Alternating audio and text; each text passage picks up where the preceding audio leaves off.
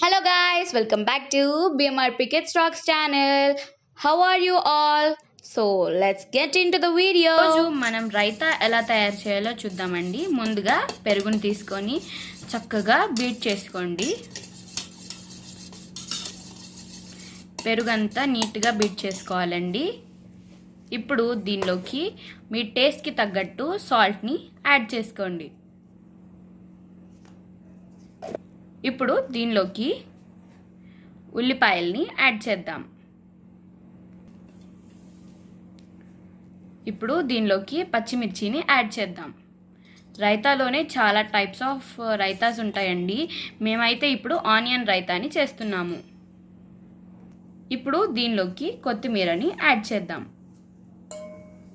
ఇప్పుడు ఇవన్నీ వేసాక కూడా ఒకసారి మిక్స్ చేద్దాం.